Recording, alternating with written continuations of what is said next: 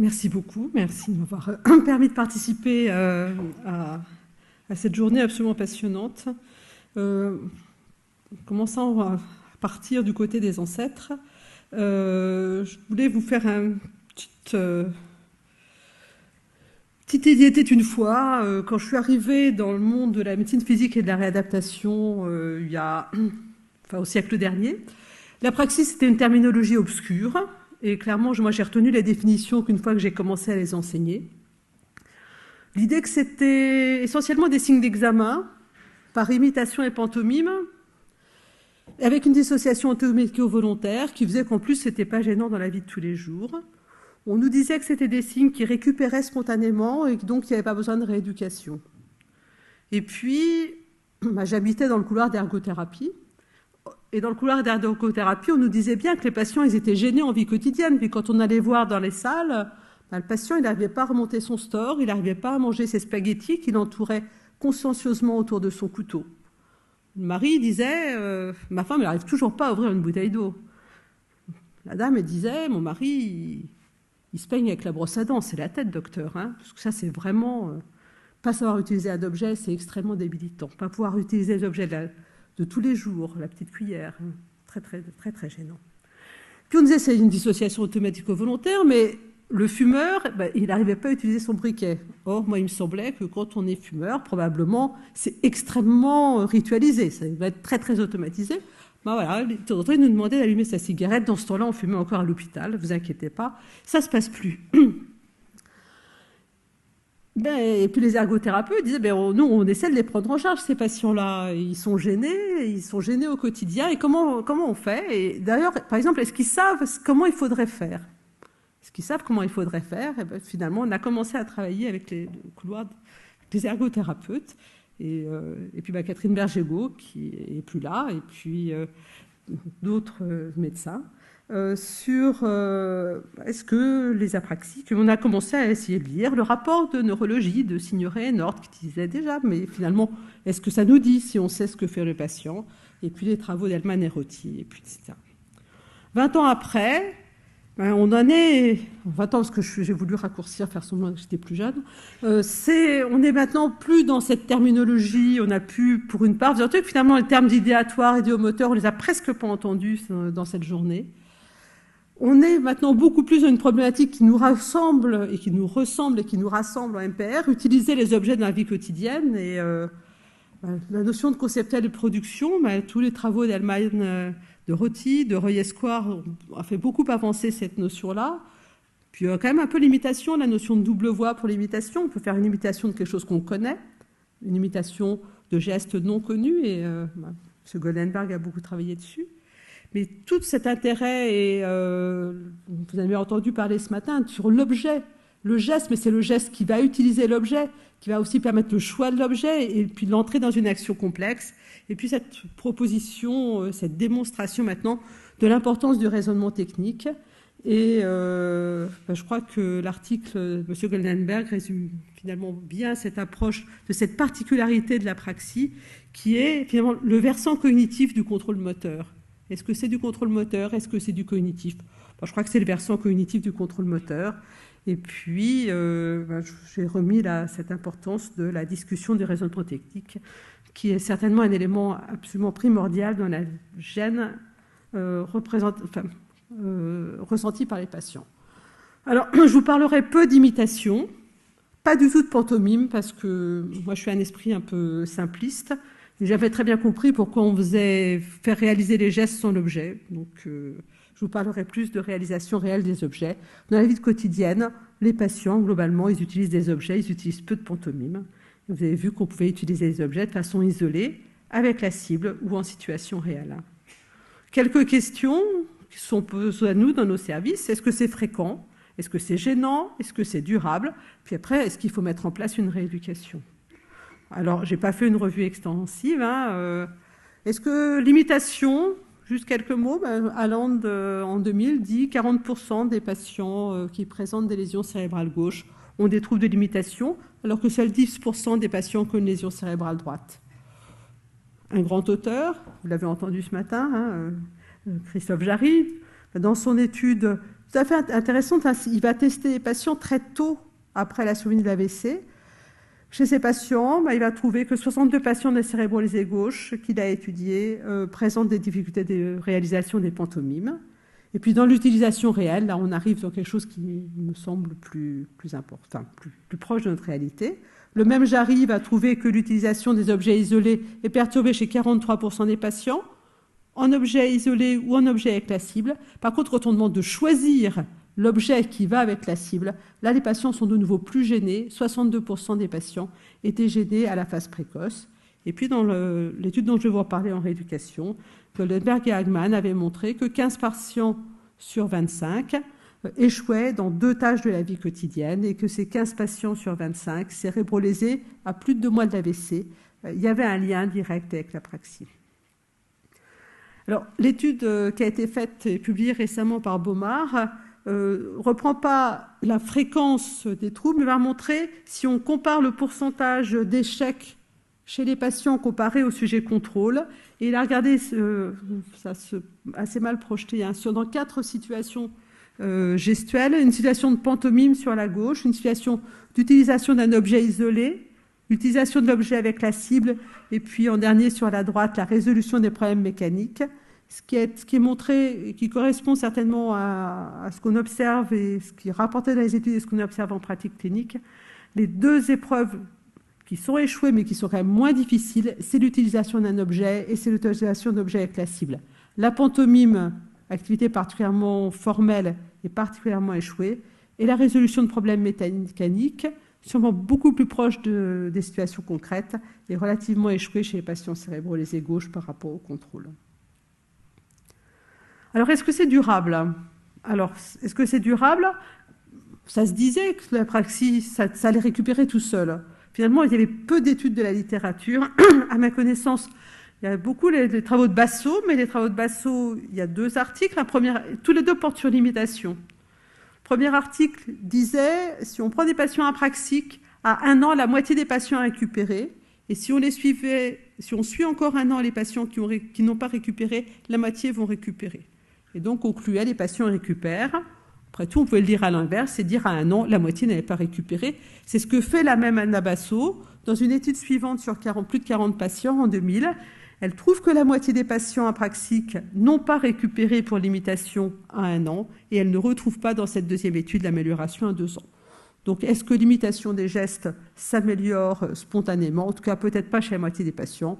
Cela dit, à quoi ça sert de pouvoir imiter? Je ne sais pas vraiment vous le dire.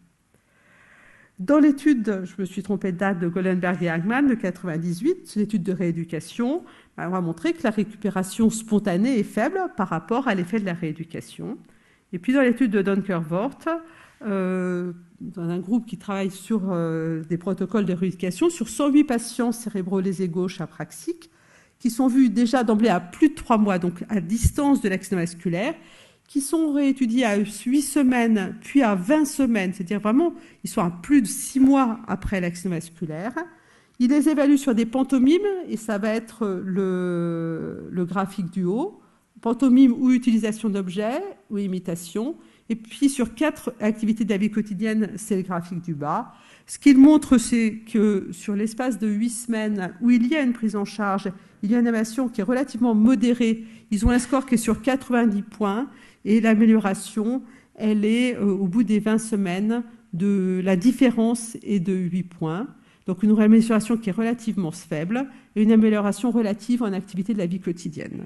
Donc l'apraxie mesurée à la fois sur cette activité de pantomime et d'imitation et sur 4 activités de la vie quotidienne semble être durable dans le temps.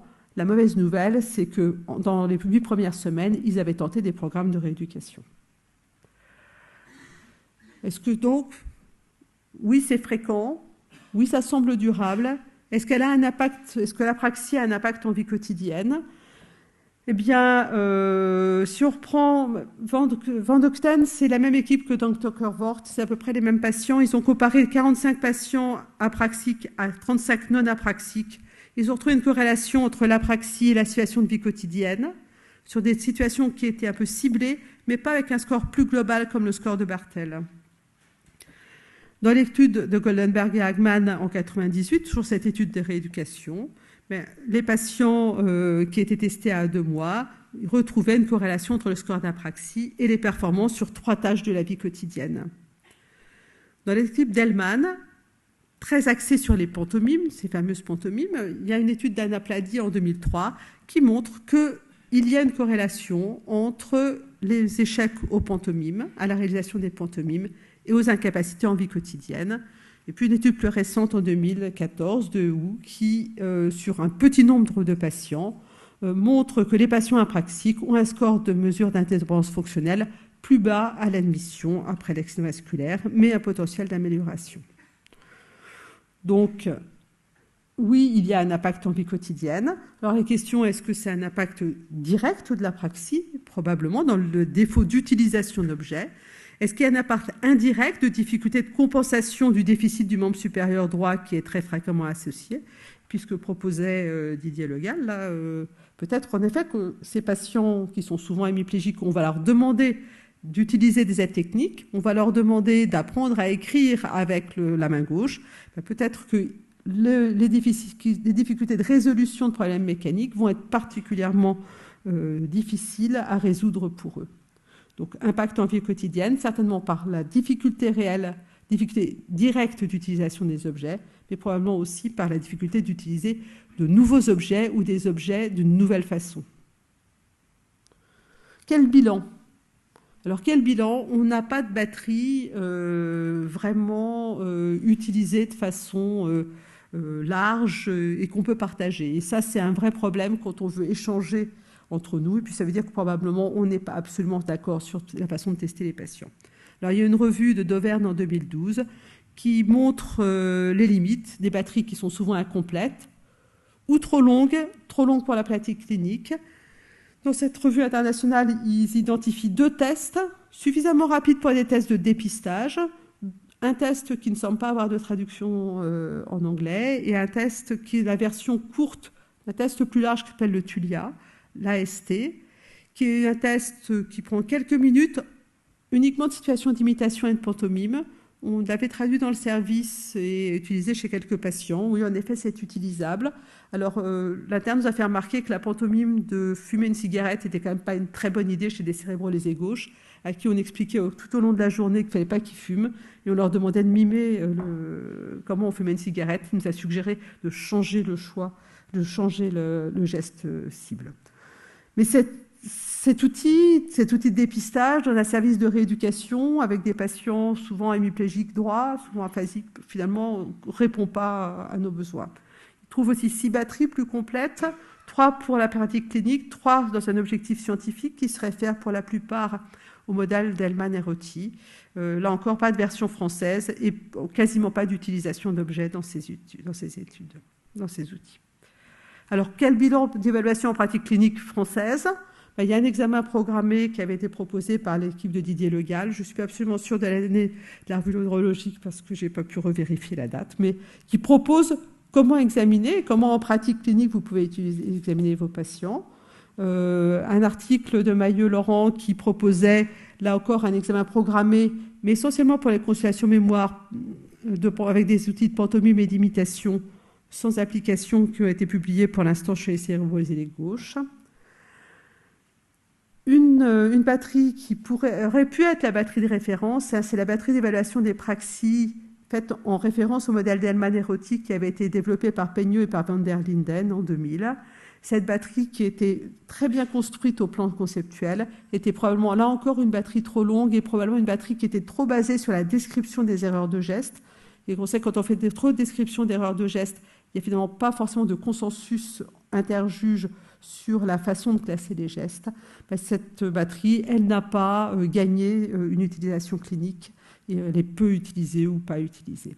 Alors, le test lillois d'apraxie gestuelle, développé par Marc Rousseau et publié en 2007, quand ce test est arrivé, je me dis, ça y est, je vais pouvoir changer ma partie du cours disant il n'y a pas de batterie française. Il y a une batterie française, le test lillois d'apraxie gestuelle. Probablement ce test qui est très bien construit, qui est très long, mais il est probablement très long et probablement, en fait, peu utilisé parce que trop long. Et c'est vraiment l'équilibre à trouver entre les épreuves bien choisies et un test long. Alors le test angevin d'apraxie, je n'avais pas noté le raccourci et l'exemple que vous avez donné tout à l'heure. Donc j'avais test angevin, c'était présenté par Christophe Jarry tout à l'heure. C'est une batterie qui est très complète, normalisée. Alors vous dites pas assez normalisée, mais elle est quand même déjà pas mal normalisée. Et je vais vous dire la même chose. Hein. Est-ce que vous allez la diffuser? On a très envie de la voir arriver dans nos services de rééducation. J'ai remis quelques exemples pour si vous n'étiez pas à la présentation de Christophe Jarry. Hein, c'est une batterie qui est construite de façon extrêmement rigoureuse, qui va permettre l'utilisation d'objets ciblés, 10 objets, dans des situations bien contrôlées, de pantomime, d'utilisation de l'objet isolé, d'utilisation de l'objet avec sa cible et d'utilisation de l'objet d'utilisation de la cible avec le choix de l'objet. Et certainement, la dimension de choix de l'objet est extrêmement importante. Hein, ma petite patiente du tout début, d'il y a 25 ans, qui enroulait ses spaghettis autour de son couteau, probablement, elle avait le bon geste pour enrouler les spaghettis. Mais par contre, elle n'avait pas le bon objet. Et puis, peut-être plus difficile à diffuser, on le disait tout à l'heure, ces propositions d'objets nouveaux et de résolution de problèmes mécaniques. En fait, on est en permanence, et nos patients sont en permanence confrontés à utiliser des objets nouveaux. Je n'ai pas détaillé ici les autres composantes que Didier a annoncées. Je pense que c'est une batterie qui, en tout cas, dans les services de rééducation, qui ont des services d'ergothérapie et qui ont la chance d'avoir de l'ergothérapie, serait, me semble-t-il, parfaitement adaptée à l'utilisation, à l'exploration clinique des patients pour mieux comprendre leurs troubles et mieux mettre en place, mieux comprendre leurs difficultés au quotidien et mieux mettre en place des rééducations. Alors, quelle rééducation de l'apraxie? On s'était dit, ouais, ça dure, c'est gênant, on a pas encore mal à l'évaluer. Est-ce qu'on peut faire quelque chose pour que ce soit moins gênant en vie quotidienne? Notre objectif, c'est de réduire les conséquences sur la vie quotidienne, améliorer l'activité et la participation. Alors, peu d'articles sur la rééducation de l'apraxie, quelques revues critiques, celle de Cantagallo en 2012 et celle de Dauvergne en 2012, qui vont mettre en évidence deux stratégies, une stratégie restaurative, puis une stratégie de compensation cognitive dont je ne suis pas absolument persuadée que ce soit purement de l'apraxie, et puis des recommandations. Alors, la stratégie restaurative, et je pense que M. Goldenberg va en reparler, c'est l'article de 1998 qui a été, je pense, le premier article décrivant de façon très complète et très pragmatique et très proche de la pratique clinique et très proche de patients tels qu'ils sont présents dans les services. Alors, c'est une étude contrôlée. C'est une étude contrôlée parce que les patients sont leurs propres témoins. Hein, dans le protocole expérimental, il y a une alternance des situations de rééducation et le patient est son propre témoin. C'est une épreuve qui n'est pas randomisée. Vous savez qu'actuellement, dans le dogme absolu de l'étude randomisée contrôlée, malheureusement, cette étude ne sort pas en randomisée contrôlée, alors que c'est une étude parfaitement contrôlée. Vous comprendrez que c'est l'étude qui a probablement à laquelle je vais adhérer le plus. Ce qui est proposé, je pense qu'il y reviendra, c'est une rééducation sans erreur. Ça a déjà été évoqué ce matin par les intervenants qui disaient peut-être que les sujets contrôle vont bénéficier des erreurs, mais peut-être bien que les sujets cérébrolésés, l'erreur va peut-être induire d'autres erreurs. Et donc cette idée d'apprendre sans erreur est certainement quelque chose d'essentiel, d'un guidage du geste, et peut-être que le guidage, il permet de résoudre aussi certains problèmes mécaniques. Mon patient qui ne réussissait pas à allumer son briquet, peut-être qu'en fait, une des difficultés, c'était aussi la pression qu'on met sur l'objet, ou les pressions qu'on va mettre de façon indirecte. Et ce guidage va permettre possiblement de résoudre certains problèmes mécaniques et de réapprendre certaines réponses à ces problèmes mécaniques. Puis en imitation, d'abord immédiate puis différée. Et la caractéristique, c'est une rééducation en situation concrète de vie quotidienne. Tout à l'heure, Florence évoquait chez les patients, chez les jeunes enfants dyspraxiques, les rééducations dirigées sur la tâche, des rééducations très concrètes. Là encore, chez les patients cérébralisés, c'est une rééducation en situation concrète, lors de la toilette, lors de la prise des repas, et probablement dont on pourra faire l'hypothèse qu'elle s'appuie sur quelque chose qui serait de la mémoire procédurale, si on veut faire le lien avec les présentations de ce matin. Cette étude va montrer une efficacité en vie quotidienne sur des tâches qui étaient des tâches entraînées, un maintien relatif de la procédure, puisque le maintien n'a pas été testé chez tous les patients, mais a été montré que chez les patients qui continuaient à utiliser les acquis de la rééducation. Et ce qui est peut-être une limite, mais qui va être objet de la discussion, l'absence de transfert sur d'autres tâches non entraînées. L'autre stratégie restaurative est celle développée par Smania dans 2 études successives, qui va être aussi dans une étude contrôlée. Il y a un groupe avec un entraînement spécifique et un groupe de patients randomisés qui n'a pas l'entraînement spécifique, qui est un entraînement hiérarchisé de la réalisation de gestes, mais toujours de gestes sans l'objet, de pantomime d'utilisation d'objets, de gestes symboliques ou d'imitation de gestes sans signification, d'abord avec beaucoup d'aide, puis avec de moins en moins d'aide. Cette étude a montré une efficacité en activité de vie quotidienne, un maintien sur 2 mois et un transfert sur des tests praxiques. Stratégie de compensation, j'insisterai pas, ça repose sur une définition de la praxique qui est beaucoup une absence ou un défaut du plan d'action. Ce qui est proposé, c'est une rééducation qu'on appellerait métacognitive, si aujourd'hui on était sur une journée sur les fonctions exécutives, une rééducation métacognitive de l'action plus qu'une rééducation de la composante gestuelle et objet, avec des apprentissages de stratégies de contrôle, de stratégies internes ou externes, de contrôle de l'exécution et de contrôle de l'action finale. Les recommandations de Cochrane sont toujours les mêmes. Faible niveau de preuve, insuffisant pour des recommandations. Je pense qu'on peut, en général, prendre assez souvent ces conclusions pour nos études de rééducation.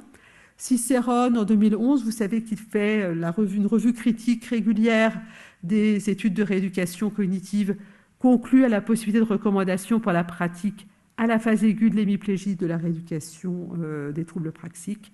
Et Dauvergne, en 2012, a une recommandation d'un entraînement des gestes en référence au travail de Smania, mais insiste sur l'application des situations concrètes et de l'environnement réel du patient, qui reprend, je pense, l'étude de Goldenberg. Alors, quelle technique? Quel est l'apport de nouvelles connaissances? Limitation, est-ce qu'elle améliore l'utilisation des objets? Est-ce qu'elle est gênante en tant que telle? Est-ce que ce serait un trouble qu'il faudrait prendre en charge? Est-ce qu'elle doit être une cible de la rééducation ou un moyen de la rééducation, comme est proposé par Oliveira et Brito l'année dernière?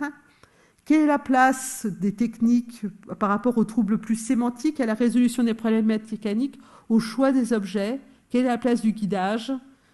Je pense que c'est un champ de recherche, et c'est un champ de recherche en psychologie, c'est un champ de recherche en ergothérapie, et je pense que c'est quelque chose qui va se développer dans les années qui viennent. Je pense qu'il faut appliquer ces connaissances à la pratique clinique, en termes d'évaluation, en termes de rééducation, en termes de techniques de rééducation, afin d'améliorer, bien sûr, l'activité et la participation après accident vasculaire cérébral. Je vous remercie.